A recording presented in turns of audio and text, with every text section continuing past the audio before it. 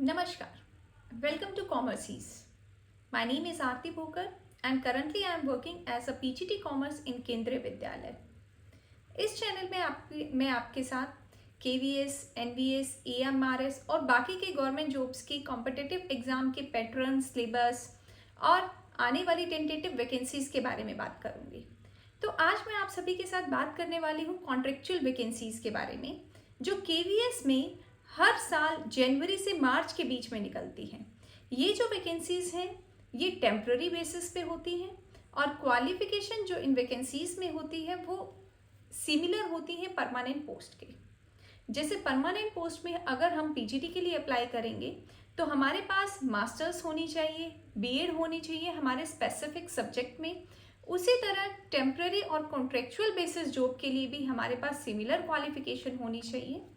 PGT commerce की अगर मैं बात करती हूँ तो आपके पास मास्टर्स होना चाहिए, कॉमर्स में एमकॉम होना चाहिए, एमबीए इसके लिए एलिजिबल नहीं रहेगा और साथ में आपके पास बीएड होना चाहिए और बीएड में आपके पास स्पेसिफिक सब्जेक्ट होना चाहिए कि अगर आप कॉमर्स के लिए अप्लाई कर रहे हो तो आपके पास कॉमर्स होना चाहिए और अगर आप पीजीटी हिंदी के लिए अप्लाई कर रहे हो तो आपके पास आपका स्पेसिफिक सब्जेक्ट उसमें हिंदी होना चाहिए. अब मैं आपके साथ डिस्कस करती हूँ सैलरी के बारे में कि हमारे कॉन्ट्रेक्चुअल बेसिस के जो टीचर्स होते हैं उनकी सैलरी कितना रहेगा. पीजीटी की अगर हम बात करते हैं तो एक नॉर्मल स्टेशन पे पीजीटी को सैलरी मिलती है 27,500. बट अगर सेम केस हार्ड स्टेशन पे कोई कॉन्ट्रेक्चुअल बेसिस पे काम करता है तो उसकी सैलरी रहेगी 32,500. अगर टीजीटी की मैं बात करूँ तो टीजीटी को मिलता है नॉर्मल स्टेशन पे 26,250 और अगर हार्ड स्टेशन पे बात करते हैं तो टीजीटी को सैलरी मिलेगा 31,250.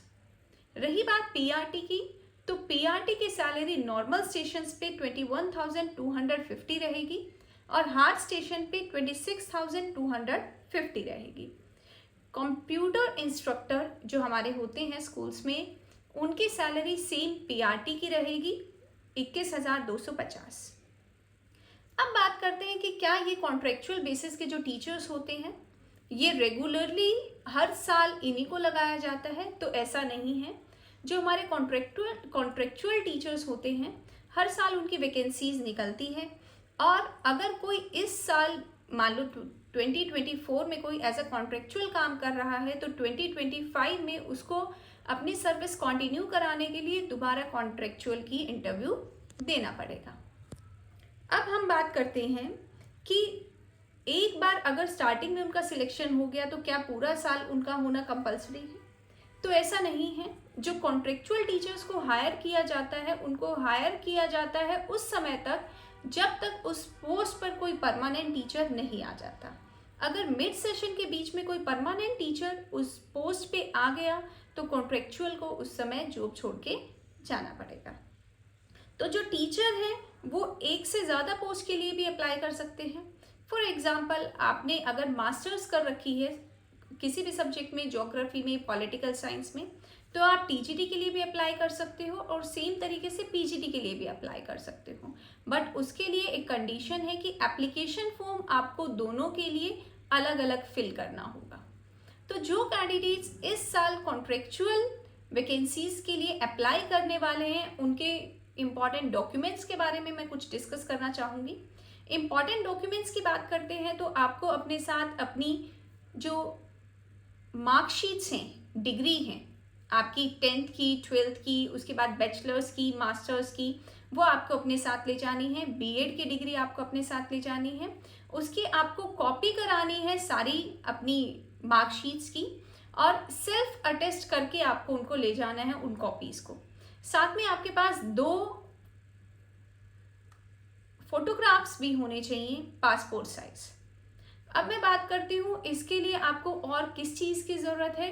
तो आपको एक एप्लीकेशन फॉर्म मिलेगा जिसको केवीएस स्कूल में आप अप्लाई करना चाहते हैं उसके वेबसाइट पे आपको एक एप्लीकेशन फॉर्म मिलेगा आपको जिसको फिल करना है और अपने साथ लेके जाना है. अगर आप उसको फिल ना कर पाए, नहीं मिले, तो आप स्कूल में जाकर भी उसको ले सकते हैं और वहाँ पे फिल करके जमा करा सकते हैं.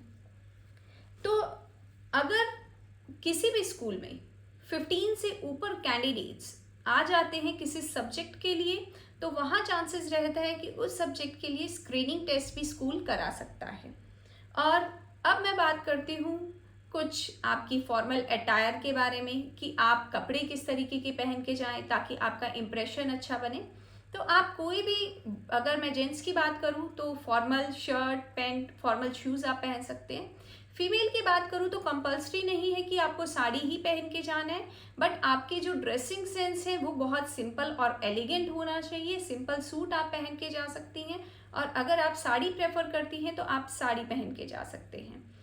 अब मैं आपसे कुछ डिस्कस करना चाहती हूँ, कॉन्ट्रेक्चुअल का इंटरव्यू प्रोसेस किस तरीके का रहता है, क्या वो परमानेंट पोस्ट के सिमिलर रहता है या किस तरीके के क्वेश्चंस उसमें पूछे जाते हैं।